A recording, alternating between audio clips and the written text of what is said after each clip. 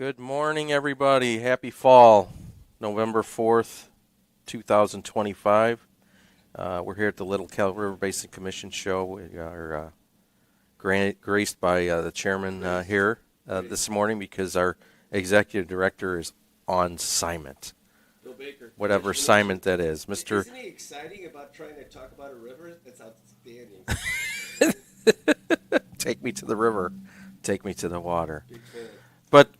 And Bill can expound on this after the 2009 flood when they reconstituted the Little Cal River Basin Commission and Actually, eliminated. I'm going to steal your microphone because it's not working, so let me get it. She says your microphone's not working, so she's going to come swap it out. But following the 2008 flood, then Governor Mitch Daniels came in and basically said, what's going on here? We got to fix this. So basically they started with a new commission, and Mr. Baker was on that commission along with Senator Durnell and myself and a few others, cast thousands, but the remaining individuals are Mr. Baker and myself from one of the original constituted commissions. And the whole idea was... Is the microphone working? I can hear you now. All right. The whole idea was to basically get the project that had been languishing for years done. Right. And Mr. Baker can probably... He was there at the flood of 2008. That.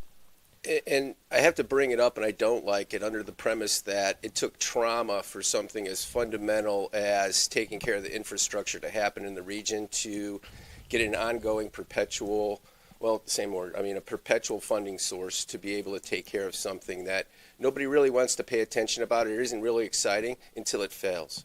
And unfortunately, it failed in September of 2008, and we had a flood, and the Borman Expressway at 200,000 vehicles per day was closed for 4 straight days, to the point where there was $1 billion of damage, and it brought in the congressman, it brought in the governor, and obviously it was very traumatic for a lot of families. And fortunate or unfortunate, depending on how you look at it, I was asked by then Governor Daniels to be a part of the group to come in after the board of 28 or whatnot was Cast of thousands. Was sent on their way and work through the process of trying to not only take care of what happened after September 2008, but also take care of this into perpetuity to the point where, at least during our time, that we don't have to see something like that again. And, Tom will speak to the point that I mentioned at the meetings, is that this is basically a project, I can hear you, Adriana.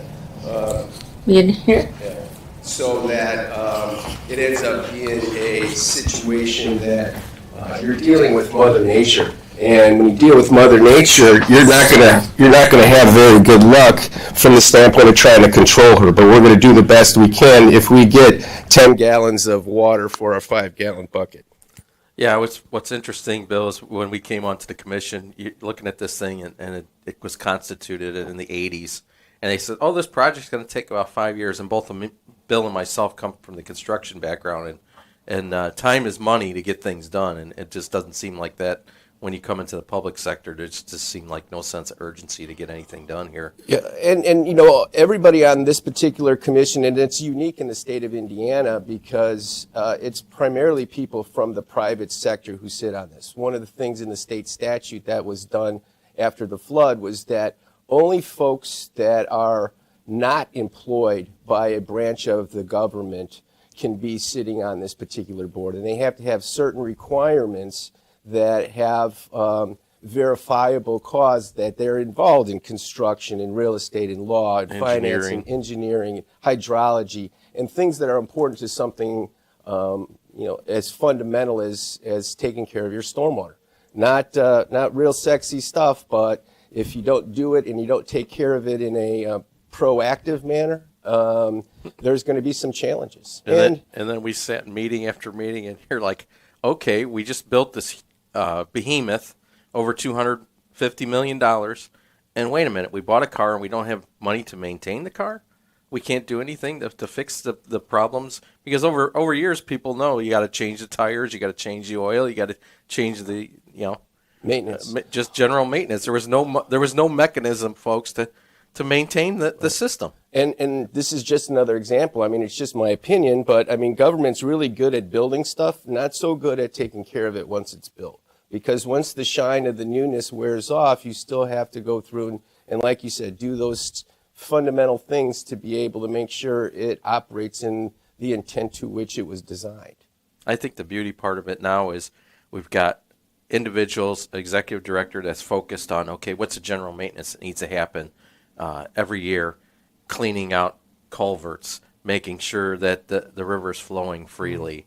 We have monitoring systems throughout this whole system, not only in the river, but upstream and downstream of the river to tell us when, in a big event, when we're going to see water come rushing our way. Right. And you know, after the trauma of the flood, then it was immediately the responsibility was to, you know, take care of the things that were damaged after the flood, finish the project, and have a perpetual funding source so we limited the opportunity for that to ever happen again.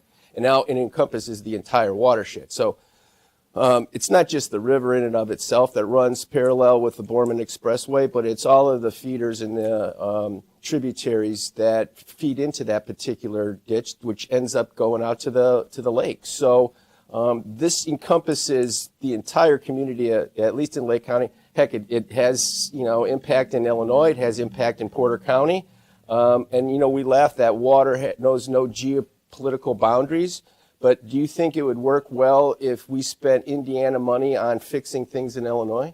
I think that would cause a lot of problems. But it's still a scenario that we have to work through the process to be able to make sure that from an engineering perspective, from a maintenance perspective, that we meet those requirements as we continue to grow the community and economic development happens and all the entities that are responsible for bringing in new development occur, that we take into consideration some of the infrastructure concerns ahead of time, as opposed to go, oh no, let's build a lot of stuff on Indianapolis Boulevard, and I can't believe there's more traffic now. That's the beauty part, folks, that when we sit down in meetings and we sit down amongst ourselves and talk about the development that's happening south of 30, basically we're paving over land that accepted the water, and we got to be maintaining our systems to understand how's that going to impact the little Calumet River, even though it could be 10 or 15 miles away. Right. And, you know, we constantly are updating our master plan. We're in the process of getting that done. That's going to be done here shortly. Can't say that anymore. It's comprehensive. Okay, comprehensive. The good news for that is we've gone to each individual community, as we did when we first started this mission, and ask them, okay, what's the hit list? What needs to be happening now? Right. In addition to that, we, as the commission, have our own hit list of things that need to happen that to finish up everything that needs to be done to make sure everything's flowing. And the common denominator is that we're all in this together from the perspective of the Little Cal Commission working with each of the communities within the watershed to be on the same page just to take care of something as fundamental as the infrastructure of stormwater management. So that being said, it didn't want to be another entity in Lake County handing out contracts. It wanted to be something that was being involved, that had some involvement with each community in the watershed to engage those communities to work in their geopolitical area, if you will, and make sure that those activities didn't impact negatively anybody surrounding it. So it's a system. So it's common sense, at least from our perspective, but it's not always easy to work through from a political perspective. I think I'd be comfortable in saying that all the partners that we work with throughout the watershed are partners in each one of the individual communities, you know, whether it be Maryville or Crown Point.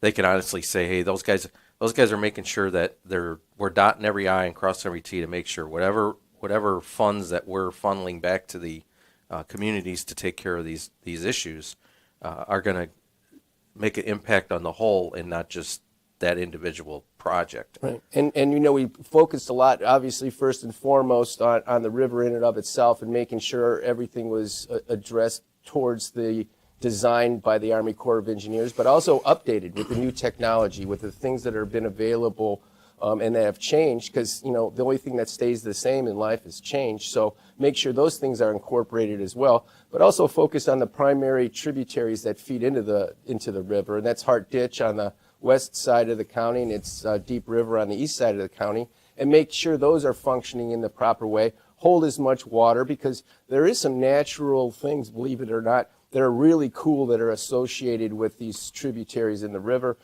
that we're also trying to enhance as a part of our charge with the recreational component. So I think as time goes on and we start moving into different phases, some of that is going to be more to the forefront, because we wanted to take care of all of the, call it the triage that we needed to do after the flood, and take care of the things throughout the watershed to get it kind of stabilized, and now move on to the next phase, which is what are we going to do moving forward, and how are we going to make sure that we could also enhance the river system to be able to be a benefit and a positive to the community, and not just looked at as another ditch to move water away from my house. And that's as we go forward and through this the process, we're constantly looking at opportunities to work with communities on the recreational side of the equation, whether it be paving over trails on top of our levee system, bridges over major thoroughfares to make sure that the bikers and the walkers and the ladies with the strollers can get through, to basically navigate the system, and see the nature that's out there along the system, because people don't understand.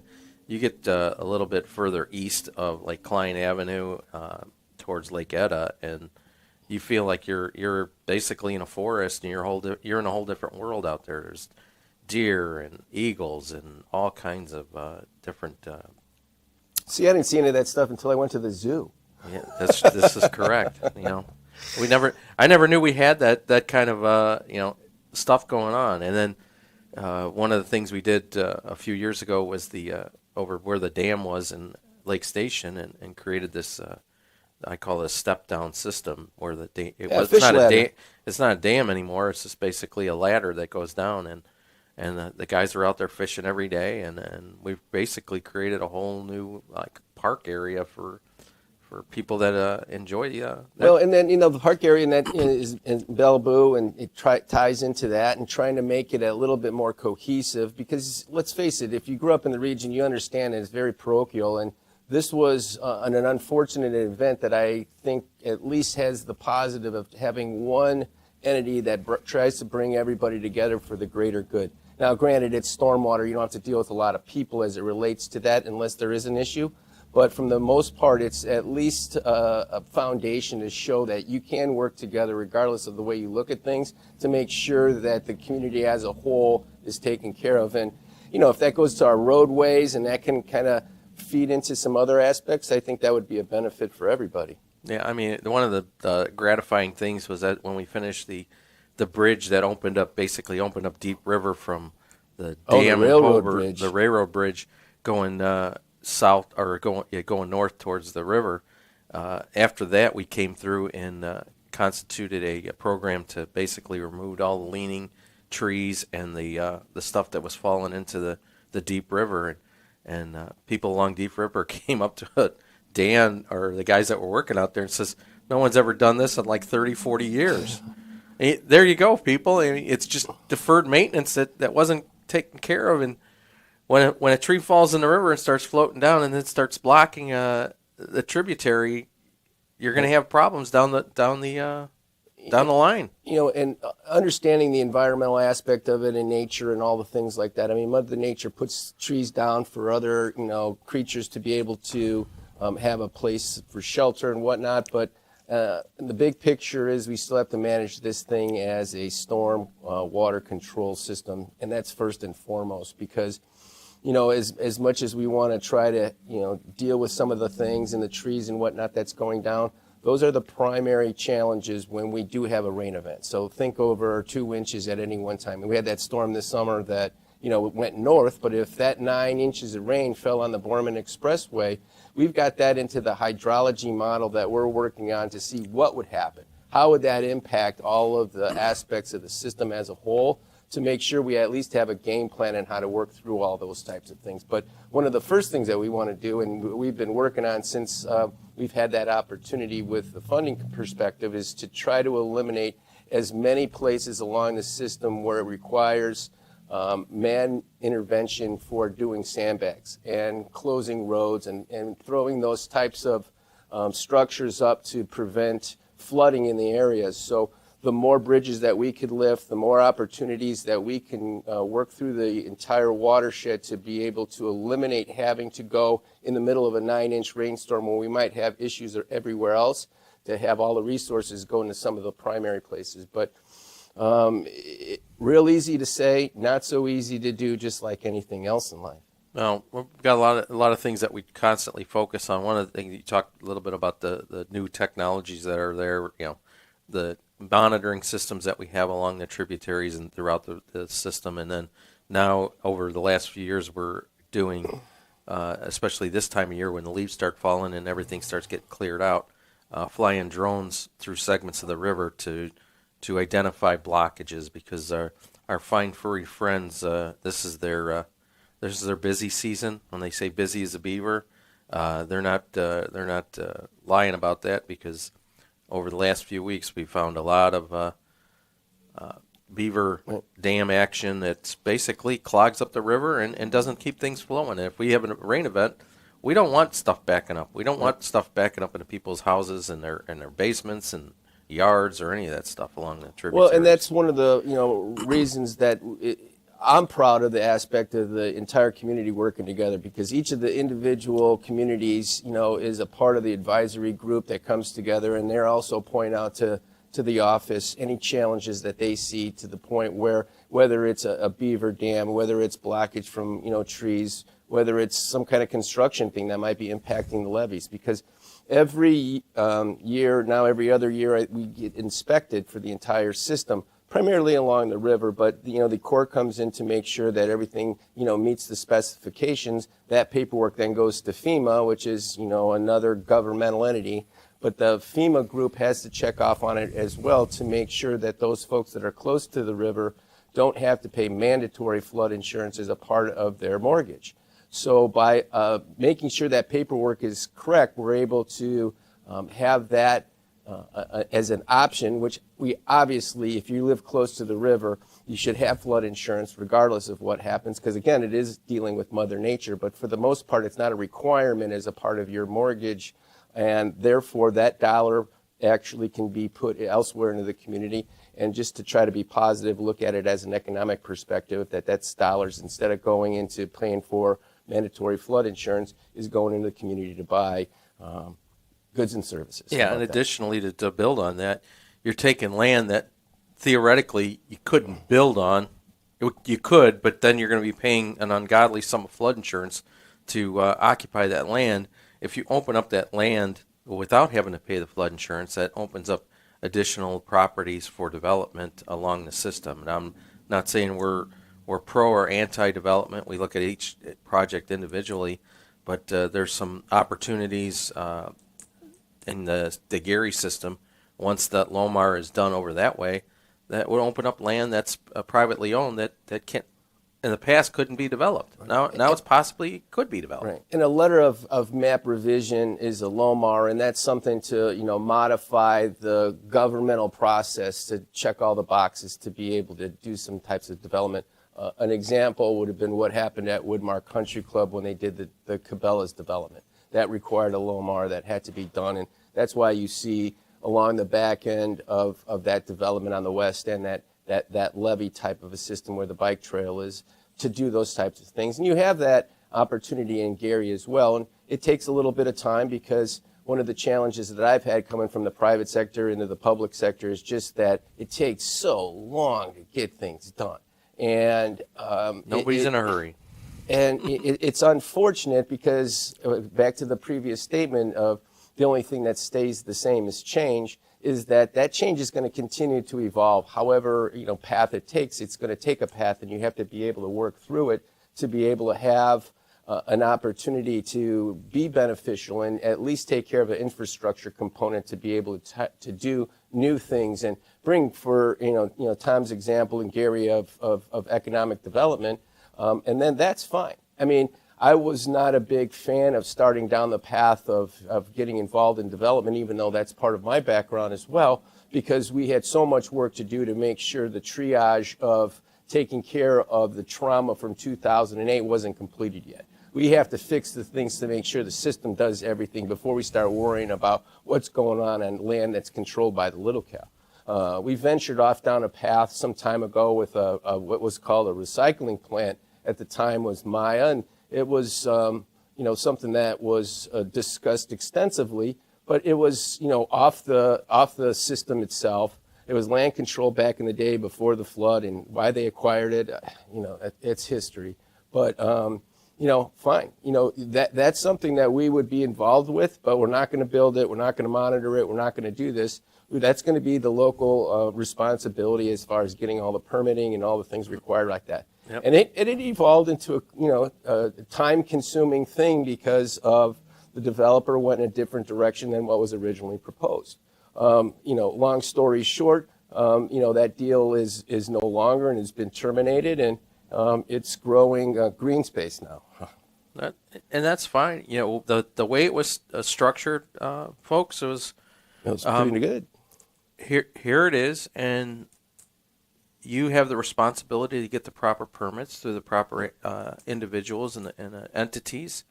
And unless you did that, then it wasn't going to happen. Right. And at the time, there was an argument to say that, why would we want to stop an opportunity for the developer to put up a business that was going to bring jobs and commerce to that particular location. But we didn't want to be the ones responsible for that entire thing. That obviously would go through the normal channels. So, right. We tried and it didn't work. But for the most part, we're moving along. It's not to say that that's not going to be a situation that we wouldn't look at in the future.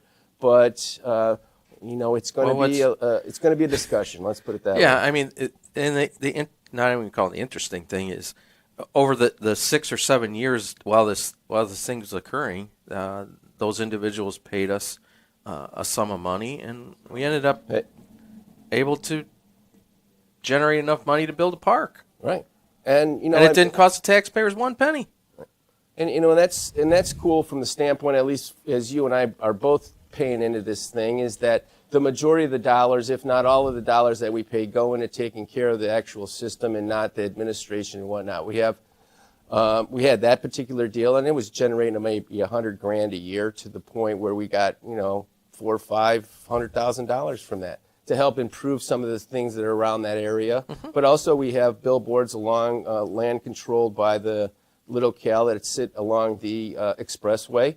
So overall, those types of things take care of the administrative aspect of what we do, so that the dollars that the property owners pay into the system are used for what it's supposed to, in my opinion, which is to make sure what happened in September 2008 never happens again. Along with our crack staff of 2 individuals that do a fine job running this commission, the executive director, Mr. Repay, and his office manager, Jody Lambert.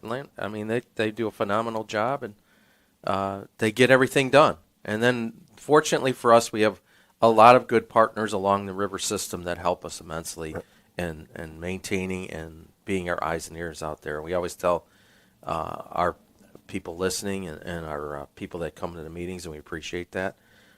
If you see something, say something. 219-595-0599 is the office number, or you can go on littlecalriverbasioncommission.org, and all the email addresses are there. You can drop Dan or Jody or one of us an email, mm-hmm.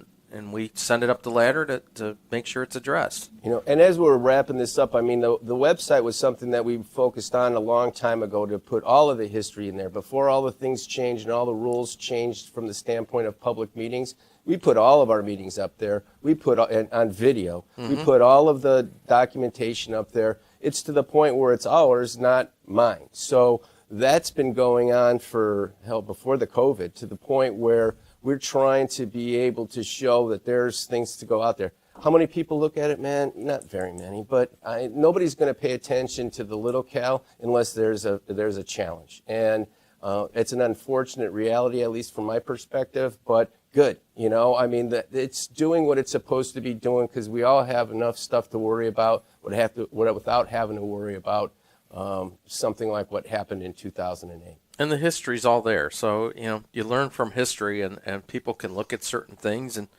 say, hey, maybe we should do it this way, maybe we should do it that way. And the nice thing about the commission, that's the way it's set up now, is we've got a lot of individuals with varied opinions on things, and we talk over and talk through many of the issues that are presented to us in a very logical fashion.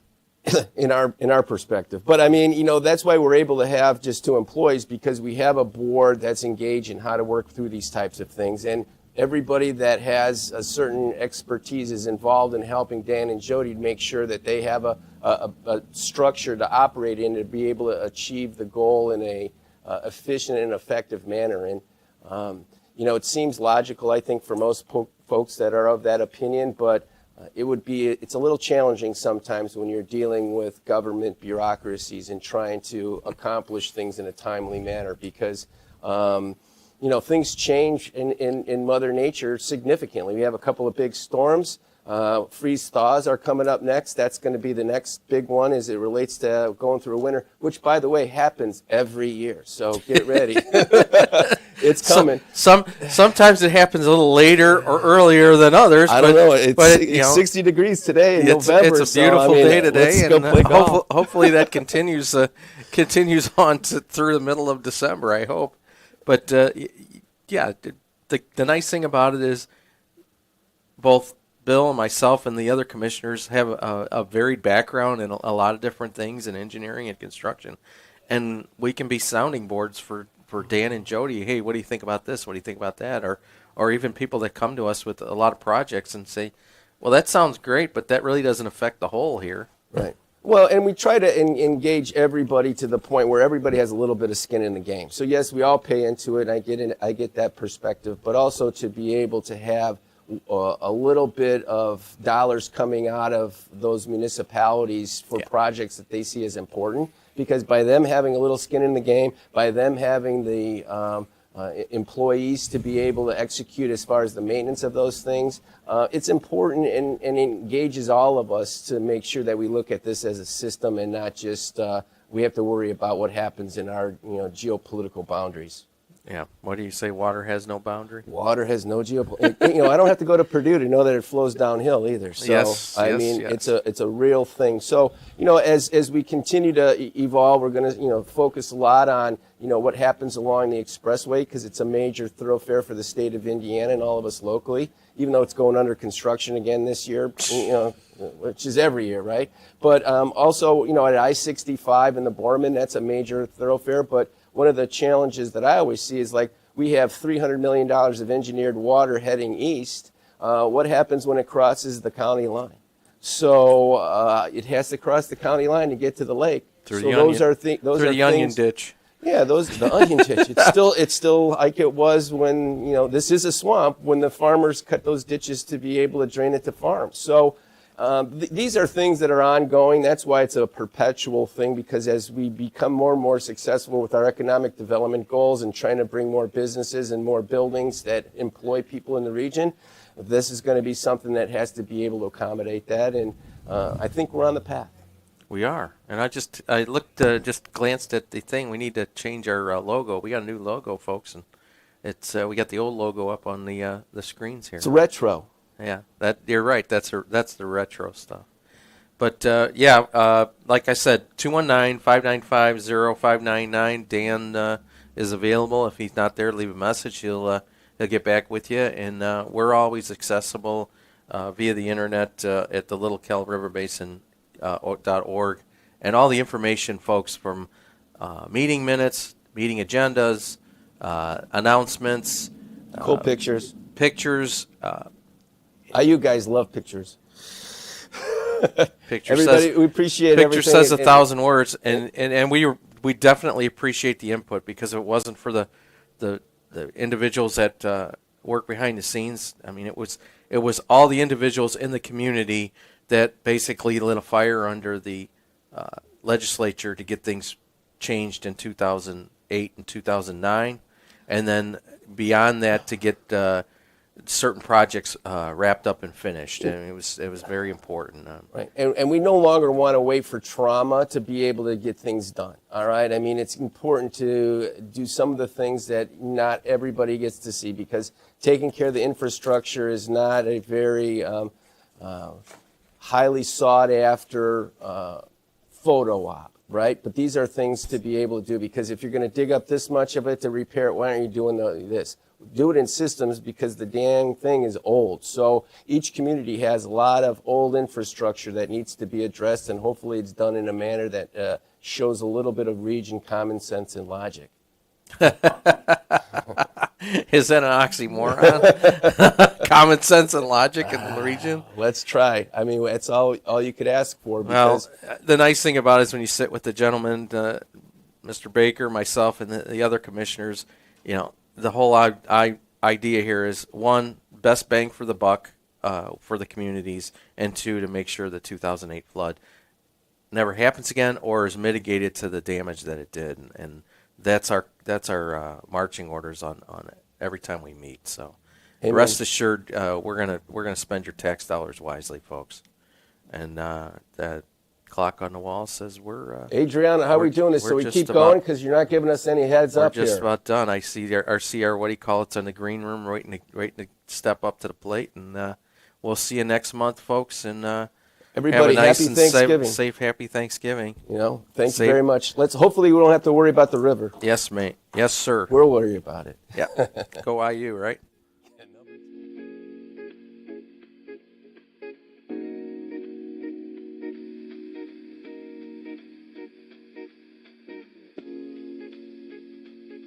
Up to these days?